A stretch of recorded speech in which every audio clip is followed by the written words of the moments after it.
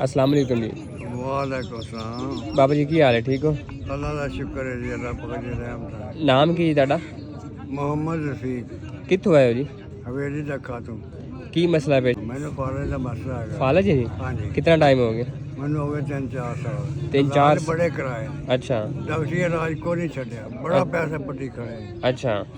हाँ जी, फिर हकीम साहब के बारे किन्ना दसा तेन अतीको रहमान के बारे? कीमत चिक्कर मान ला इहदे विच मोबाइल में ही ਇਹਦਾ इश्तेहार आया। अच्छा, मोबाइल की वीडियो देखी? हाँ जी, वीडियो वेखी तो वीडियो वेख के आए। ठीक हो गया। मुड़ के इन्होंने हकीम साहब ਨਾਲ ਰਾਬਤਾ ਕੀਤਾ ਹੈ। अच्छा ਹਕੀਮ ਸਾਹਿਬ ਨੇ ਹੱਥੋਂ ਆਦਾ ਸਾਨੂੰ ਟਾਈਮ ਦਿੱਤਾ ਆਈ ਦਾ। अच्छा। हाँ जी, ਅਸੀਂ ठीक। ਫਿਰ ਅੱਜ ਇੱਥੇ ਆ ਗਏ। किस टाइम पहुंचे हो? घंटा हो गया ਸਾਨੂੰ ਇੱਥੇ ਆਇਆ। कितना नंबर लगा ਤੁਹਾਡਾ? कोई नंबर तो पता नहीं। अच्छा चलो, अल्लाह शिफा देवे तुहानू। ते वेखण वालों की पैगाम दोगे जे थोड़ी वीडियो देख रहे हैं?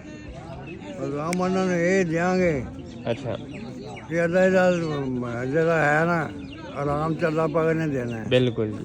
इंसान की कोशिश है हाँ वो बिल्कुल अपनी कोशिश इंसान जारी रखे। एग्जैक्टली बिल्कुल। हाँ जी, डॉक्टर ने बड़ी इलाज कराए, डॉक्टर को लाखों रुपये के हिसाब नाल रुपया पट्टी बैठे हैं। अच्छा हाँ जी, ठीक है। पर नहीं फायदा आया। उन्होंने हकीम साहब का सुने का इश्तेहार पढ़िया अपने मोबाइल से मोबाइल ਵਿੱਚ। ठीक हो गया। हाँ, तो ਹੁਣ ਇਹਨਾਂ ਦੇ ਕੋਲ ਆ ਗਏ ਨਾ, ਉੱਥੇ हवेली तो टाइम ਇਹਨਾਂ ਕੋਲ लिया ਸੀ।